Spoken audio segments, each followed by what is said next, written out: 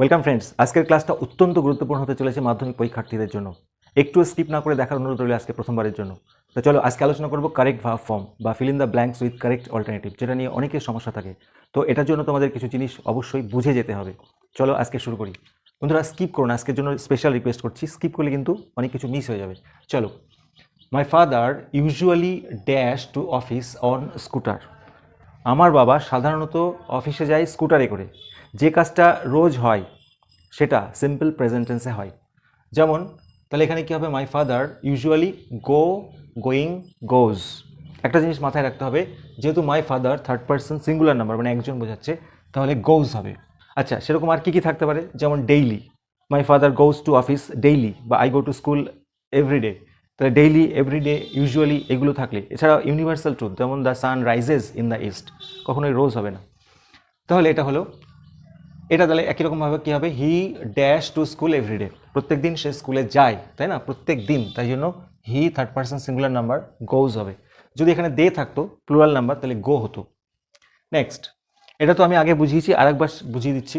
10 persons dash in an accident, ব্র্যাকেটে আছে were killed, was killed, killed, খুব confusing জায়গা। 10 জন নিহত হয়েছিল, কিল মানে মারা বা নিহত করা, তাহলে 10 জন কাউকে নিহত করতে যায়নি, বরং 10 জন নিহত হয়েছিল, তাই জন্য প্যাসিভ ভয়েসের স্ট্রাকচার। 10 জন নিহত হয়েছিল একটি অ্যাক্সিডেন্টে। আর যদি আহত থাকার কথা থাকে, ইনজিওর্ড থাকে, তাহলে কি করবে, সেক্ষেত্রেও 10 পার্সনস ওয়ার ইনজিওর্ড, ইনজিওর মানে আহত করা, কাউকে আহত করতে যায়নি, 10 জন নিহত হয়েছিল এবং 10 জন আহত হয়েছিল, তাহলে আহত হওয়ার ক্ষেত্রেও ওয়ার ইনজিওর্ড। আচ্ছা, ব্যতিক্রম দুটো রয়েছে, এই দুটো অনেকে আমাকে প্রশ্ন করেছে। দেখো, যদি এরকম থাকে 10 পার্সনস ওয়ার ডাইড, ডাইড, ওয়াজ ডাইড, তখন কি করবে, তখন অবশ্যই ওয়ার ডাইড হবে না, তখন ডাইড হবে, কারণ ডাই মানে হচ্ছে মারা যাওয়া, তাহলে মারা গেছিলেন, তার পাস্ট ফর্ম ডাইড। সেরকম বন্ধুরা, 10 জন লোক ডুবে মরেছিলেন, তাহলে কি হবে, ওয়ার ড্রাউন্ড হবে না ড্রাউন্ড হবে না ওয়াজ ড্রাউন্ড হবে, অবশ্যই এক্ষেত্রেও ড্রাউন্ড হবে, কারণ ড্রাউন্ড মানেও ডুবে মারা যাওয়া, তাহলে ড্রাউন্ডের পাস্ট ফর্ম ড্রাউন্ড, অবশ্যই তোমাদের ড্রাউন্ড করতে হবে। ওকে, ইন এ বোট অ্যাক্সিডেন্ট, একটি বোট অ্যাক্সিডেন্টে। আর যদি এখানে 10 জন না থাকে, একজন থাকে, ওয়ান পার্সন, সেক্ষেত্রে ওয়াজ কিল্ড, ওয়াজ ইনজিওর্ড, এটা হবে। এরপরে দেখো, when I dash to school yesterday, I dash a boy dash, খুব ভালো করে বুঝবে, এখানে একটা ক্লু আছে। দেখো, ইয়েস্টারডে মানে কি, গতকাল, তাই না, তাহলে পাস্ট টেন্সের ঘটনা, পুরো সেন্টেন্সটা পড়লে বোঝা যাবে এটা পাস্টে আসে না প্রেজেন্টে আসে, তোমাদের আগে একবার পড়ে নিতে হবে। তাহলে বলছে, যখন আমি গতকাল স্কুলে যাচ্ছিলাম, মানে কাজটা চলছিল, তাই জন্য এটা past continuous tense, was going. তাহলে যখন আমি গতকাল স্কুলে যাচ্ছিলাম, আমি দেখলাম, সি মানে দেখা, তার পাস্ট ফর্ম কি হবে, স, অবশ্যই ভালো করে দেখবে, যেহেতু এটা পাস্ট টেন্সে, তখন আমি দেখলাম কি, একটি বাচ্চাকে ড্যাশ, দেখো এইখান থেকে ভালো করে খেয়াল করো, আই স এ বয়, এরকম আই স, আই ফাউন্ড, এরকম থাকলে তারপরে যে ভার্বটা থাকে তার সাথে আইএনজি যোগ হয়, ক্রাইং। তাহলে আই স এ বয়, আমি একটা বাচ্চাকে দেখলাম কাঁদতে, তখন বন্ধুরা ক্রাইং হবে। ওকে, যেমন এটা দেখো, আই ফাউন্ড হিম, প্লে হবে না প্লেইং হবে, অবশ্যই প্লেইং হবে একই রকমভাবে। এই প্রশ্নটা যদি এরকমভাবে থাকে, হোয়েন না দিয়ে থাকে, যদি হোয়াইল থাকে, অবশ্যই এটা খুব important, while going, go, was going to school দিয়ে বাকি সেন্টেন্সটা ধরে রয়েছে, তখন তোমরা কি করবে, যখন হোয়াইল দিয়ে থাকবে তখন অবশ্যই ভার্বের সাথে শুধু আইএনজি থাকবে, হোয়াইল গোয়িং টু স্কুল। আর যদি হোয়েন থাকে, তাহলে when I was going to school, তার আগে বিভাব বসবে, খুব ইম্পর্টেন্ট। তাহলে while going to school, I saw a boy playing on the road, দেখছো এখানে প্লেইং হয়েছে, কারণ এখানে I saw a boy, I found a boy, এরকম থাকলে ভার্বের সাথে আইএনজি যোগ হয়। Next one, Swami stopped on the road side, Swami রাস্তার ধারে দাঁড়িয়ে গেল, টু আছে, টু এর পরে যখন ড্যাশ থাকবে তখন তোমরা কি করবে, ভার্বের প্রেজেন্ট ফর্ম, কিচ্ছু যোগ হবে না, টু এর পরে কি হবে, ভার্বের শুধুমাত্র present form, to make up his mind.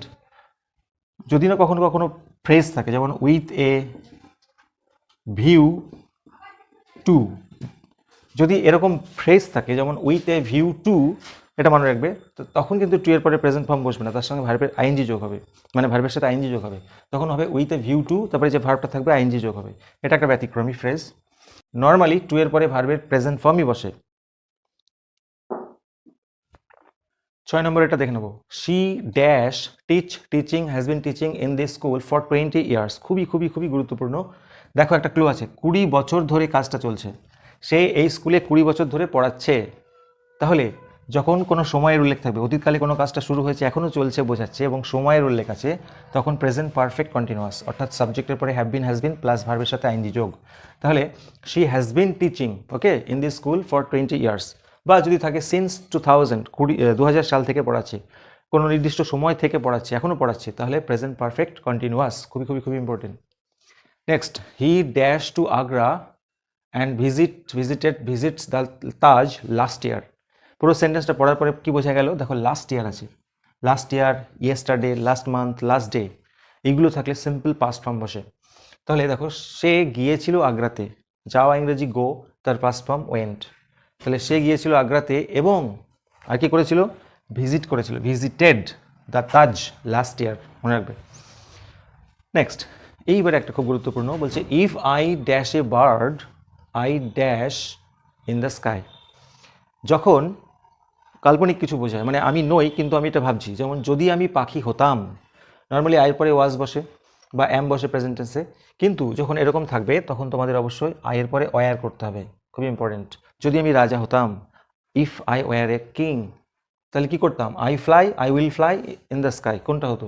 যদি আমি পাখি হতাম, আমি আকাশে উড়তাম, পাস্ট টেন্স, তাহলে উড ফ্লাই, কী হবে? উইল ফ্লাই হবে না, যদি পাস্ট টেন্সের কথা, আমি করতে পারতাম এরকম টাইপের, তাহলে I would fly in the sky.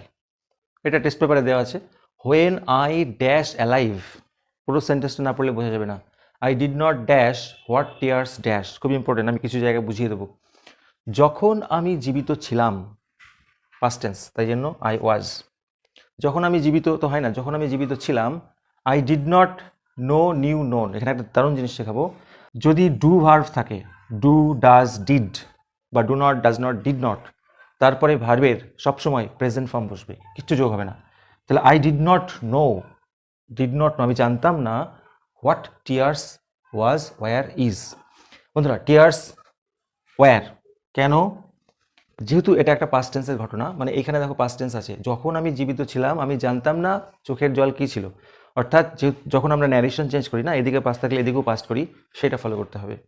এর প্রসঙ্গে আরেকটা কথা বলে রাখি, যদি মডাল ভার্ব থাকে, মানে can, could, may, might, shall, should, will, would, এই সমস্ত যদি মডাল ভার্ব থাকে, তারপরে যে ভার্বটা বসবে সেটা ভার্বের প্রেজেন্ট ফর্ম, V1, কিচ্ছু যোগ হবে না। যেমন ধরো, we should obey the rules, obey the rules, he could do it, কুডটা কিন্তু মডাল ভার্ব, তারপরে দেখো ভার্বের প্রেজেন্ট ফর্ম বসছে, অর্থাৎ ডু বসছে। 10 নম্বরটি দেখেন, অত্যন্ত গুরুত্বপূর্ণ, the train left, had left, has left, before we reached, have reached the station. বলতে আছে আমরা স্টেশনে পৌঁছাবার আগেই ট্রেনটা ছেড়ে দিয়েছিল। কোন কাজটা আগে হয়েছিল? ট্রেনটা আগে ছেড়ে দিয়েছিল।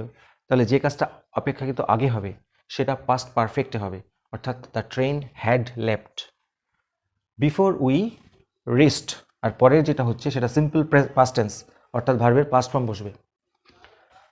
Next one, she dash the work just now, সে কাজটিকে এইমাত্র, কি বলছে? এইমাত্র করেছে। যখন জাস্ট নাও থাকবে, অর্থাৎ এইমাত্র কোনো কাজ শেষ হয়েছে, সেটা প্রেজেন্ট পারফেক্ট টেন্সে হয়, অর্থাৎ শি হ্যাজ ডান, সাবজেক্টের পরে হ্যাভ হ্যাজ প্লাস ভার্বের থার্ড ফর্ম। বোঝার চেষ্টা করো, তাহলে সে এইমাত্র কাজটি করেছে। একই রকমভাবে শি ড্যাশ দ্য ওয়ার্ক নাও, এখানে শুধু নাও আছে, অর্থাৎ এখানে কি বলতে আছে? সে এখন কাজটি করেছিল, করছে। অবশ্যই বন্ধুরা, এটা প্রেজেন্ট কন্টিনিউয়াস টেন্স হবে, এই যে নাও দেখে বুঝতে পারছি, সে এখন কাজটি করছে, অর্থাৎ she is doing the work. দেখে নেবার কয়েকটা জিনিস, we dash informed, was informed, were informed by the police. আমরা জানিয়েছিলাম পুলিশের দ্বারা, নাকি আমাদেরকে জানানো হয়েছিল পুলিশের দ্বারা? আমাদেরকে জানানো হয়েছিল, তাহলে passive voice, we were informed. একই রকমভাবে we surprised, was surprised, were surprised. আমরা কি বলি? আমরা আশ্চর্য হয়ে গেছিলাম, তাহলে উই ওয়্যার সারপ্রাইজড। সেরকমই আমরা ভয় পেয়ে গেছিলাম, উই ফ্রাইটেন্ড, ওয়্যার ফ্রাইটেন্ড। আমরা ভয় পেয়ে গেছিলাম, অর্থাৎ উই ওয়্যার ফ্রাইটেন্ড। 15টি দারুণ জিনিস, each of the participants was present, were present. যদি কোনো সেন্টেন্সে each, every, no, each and every এগুলি থাকে, তাহলে ভার্বের সিঙ্গুলার নাম্বার হয়। কীরকম? ইচ অফ দ্য পার্টিসিপেন্টস দেখে মনে হচ্ছে এটা প্লুরাল নাম্বার, পার্টিসিপেন্টস আছে, কিন্তু এটা সাবজেক্ট নয়, আসল সাবজেক্ট হচ্ছে ইচ। যাই হোক, থাকলে চোখ কান বুঝে কী করবে, each of the participants were present করবে না, কী করবে, ওয়াজ প্রেজেন্ট, মানে উপস্থিত ছিল। সেরকমই ওয়ান অফ দ্য বয়েজ, দেখো বয়েজ কিন্তু এখানে সাবজেক্ট নয়, ওয়ান হচ্ছে সাবজেক্ট, তাহলে ওয়ান অফ দ্য বয়েজ মানে ছেলেদের মধ্যে একজন, injured, was injured, were injured, অবশ্যই একজন যেহেতু ওয়াজ ইনজিওর্ড, আর ইনজিওর্ড তো হবে না, আগে বুঝিয়েছি, ইনজিওর্ড মানে আহত করা, আর এখানে বলতে হচ্ছে বাচ্চাদের মধ্যে একজন আহত হয়েছিল, নিজে আহত হয়েছিল, তাই জন্য ওয়াজ ইনজিওর্ড। তাহলে বন্ধুরা ধন্যবাদ এই ভিডিওটি পুরো দেখার জন্য, আশা করছি তোমাদের একটু হলে উপকার হয়েছে। ভিডিওটি ভালো লাগলে অবশ্যই লাইক দিও, আর চ্যানেল তাহলে সাবস্ক্রাইব করো। Thank you so much.